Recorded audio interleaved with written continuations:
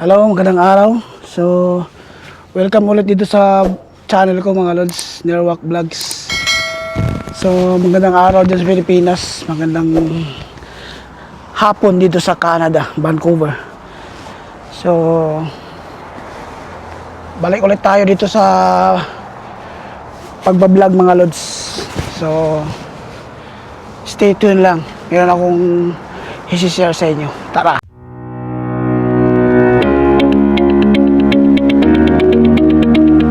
So, ang weather dito ngayon mga lods, so far hindi pa naman umuulan. I mean, huminto na yung ulan. Nasa 4 degree tayo ngayon. 4 degree. So, kaninang umaga hanggang ngayon, hindi siya umulan. So, maganda yung panahon ngayon. Pakita ko sa inyo. Ayan. So, alas 4 ng hapon dito sa Vancouver, Canada mga lods. 4:38 ng hapon. So ganito yung ano niya, hitsura niya. May ano pa, may araw pa pero kulimlim na siya. So pakita ko sa inyo yung lugar namin. So nandito tayo sa may Fraser Street mga lods, no? Ayan. So, yung bahay namin, tabi lang ng bus stop.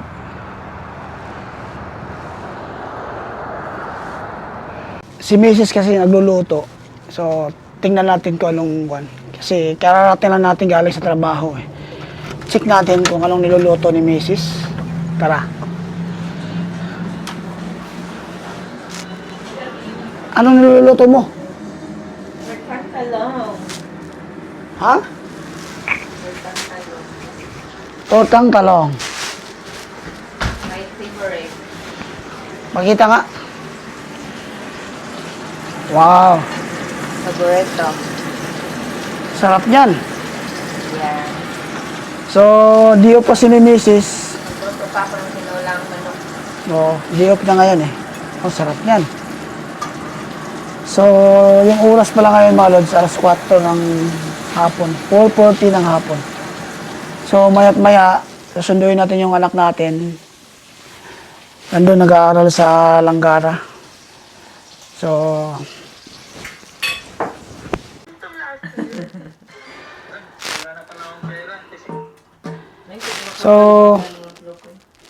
alas muna tayo siguro mga lods, susunduin natin yung anak natin. Lamig. Kaso mamaya pa, no? Alas 6 sabi niya, di ba? Alas 6. Di, mag-vlog-vlog muna ako. Alas 5. Aga pa.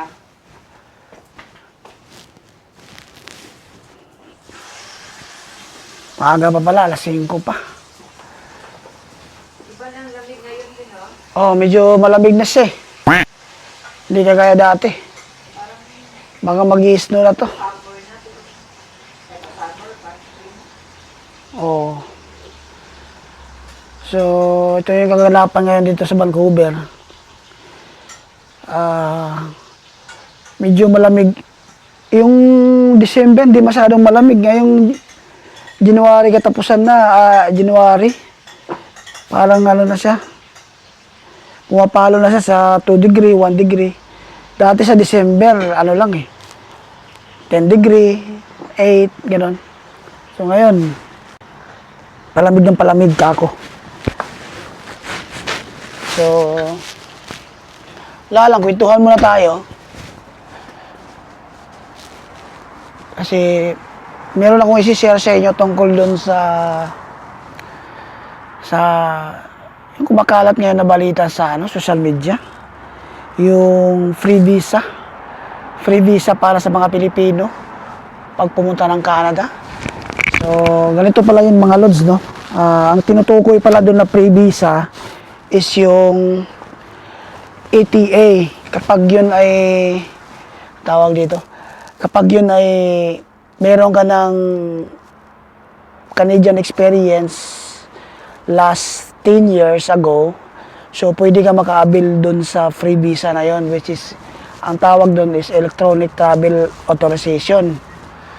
So, yun yung tinatawag nilang free visa mga lods. So, hindi po siya na free visa na mag-a-apply ka lang ng I mean, pupunta ka lang dito, hawak mo lang yung passport mo, ganito, ganyan. So, hindi po siya ganun, mga lods, no?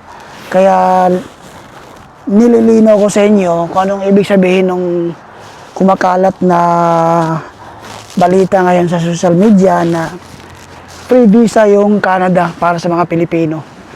So, ganun yun, mga lods.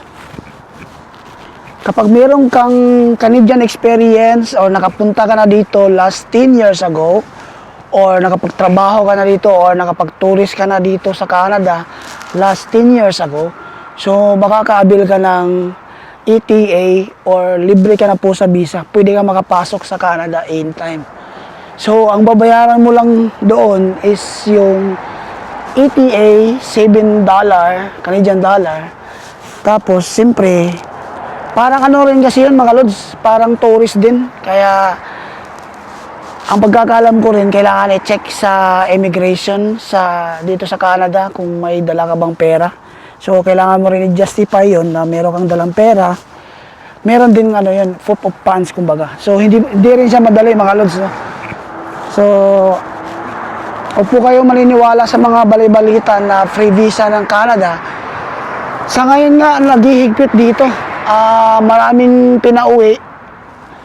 Marami din hindi na-renew yung yung work permit. Gawa ng naghihigpit nga. Ang dami-dami mga kababayan natin na nakauwi at hindi na na-renew yung mga work permit nila. So, yung iba rin, yung mga application for PR is nadidelay. Kagaya ng hipag ko,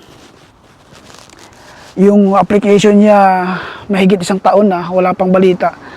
So, ganun yun dito, mga lods, no? Medyo talagang naghihigpit ngayon. Huwag po kayong maniniwala sa mga babalita-balita na may libreng free visa dito sa Canada. Alis tayo, mga lods. Susunduin natin yung anak ko. Pakita ko rin sa inyo yung niya. Yung school niya kung saan siya nag-aaral. So, tara.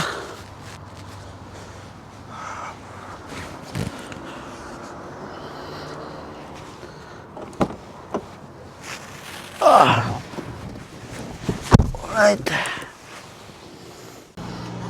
So, nandito na tayo sa school ng anak ko, mga lods. Bali, nag-parking lang tayo doon. Pasensya na kayo, hindi ko pinakita yun papunta rito kasi nga wala pa akong lagayan nitong camera. Yung nakaharap sa daan. So, naglalakad tayo papunta doon sa Langara. So, sa Langara siya nag-school, mga lods, no?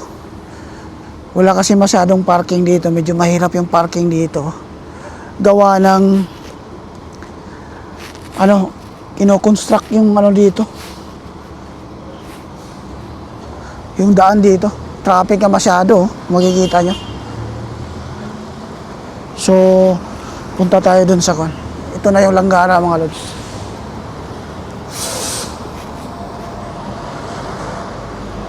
So, ganito ang sitwasyon ngayon dito. Medyo traffic, gawa ng may ginagawa sila dyan sa daan.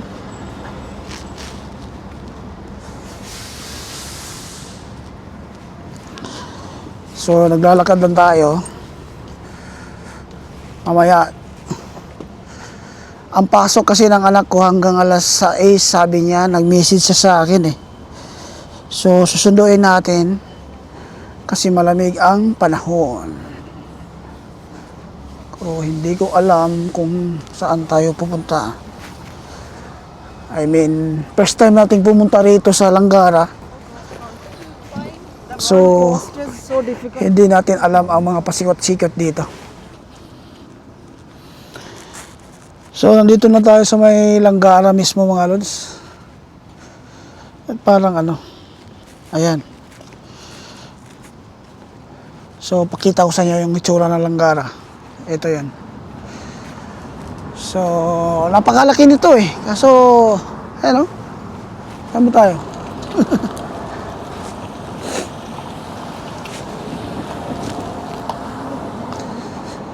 Nakachinilasan tayo, malamig pala. Nakachinilas lang oh. So, saan kaya ang papasok dito? Hindi ko alam kung saan yung papasok. Langgara.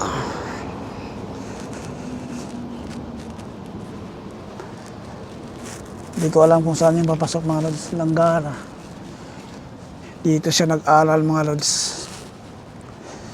Ang kinukuha niyang kurso ay nursing. So, nakakayang pumasok no kasi nakatsinilas lang tayo. So, pwede naman siguro pumasok dito. Dito daan. Check natin kung pwede pumasok. Ayun, pwede pala. Pwede pala. So, tambay muna tayo dito.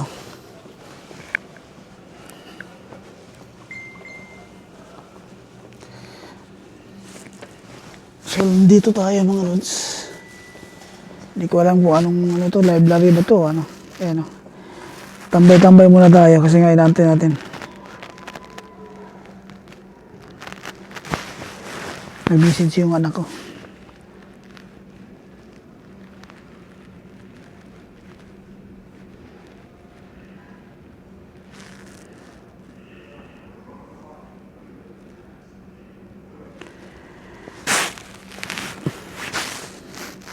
Hindi ko kabisado dito eh. Saan ba sila? Punta tayo dito.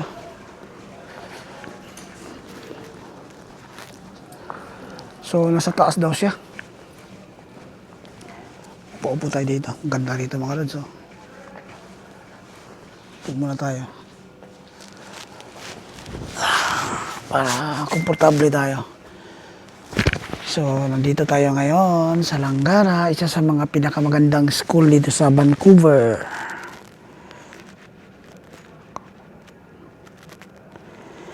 So, sabi niya, bababa na daw siya.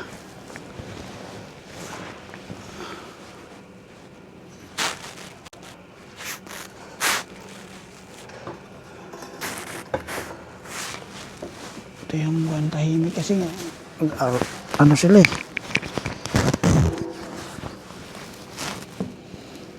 Napaka pa naman yung tahimik dito. Tapos na yata yung niya, klase niya. Maganda rin tong school na ito mga lods. Night mo na to, Bina. Ayan, nandito na yung anak ko mga lods. So, bumaba siya, galing niya dun sa taas daw, sabi niya. Ayan, taas na yan. Pwede yung magi dito? Fifth floor kulitan. Fifth floor? Dito yung mong room? Ito kung naskuan, buhat ito sa inyo. Kaya lang pinakabag ko. Ayun, mga lods, ang lawak. Hanggang dun to. So, pauwi na kami. Sinundo ko lang yung anak ko eh.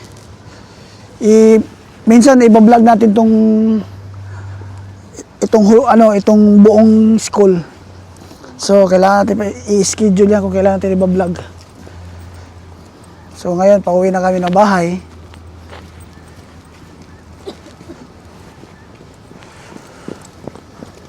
Malamig ngayon Yan ang itsura, Maros. Ano kayang ginagawa nila dito sa kalsada? Ang tagal-tagal na to, mag-iisang taon na yata to.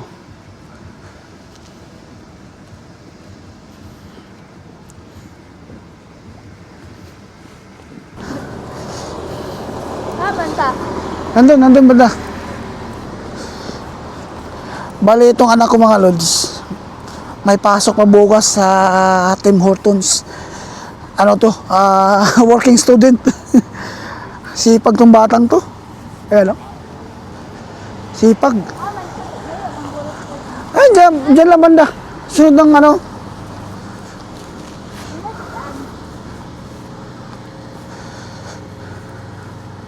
Ayan puti. Ayan, sunod ng pangatlo. So, kita-kita yung mamaya sa bahay mga lods. So, nandito na tayo sa bahay mga lods. Dito ko na siguro tapusin yung video na to. Kasi nga, gabi na dito at kakain na rin kami. So, Ito yung ulam namin ngayon, yung tortang talong na luto ni Mrs. kanina. At Ayan, tinulang manok. Ano yan? Tulang tanong dito pa, tinulang manok.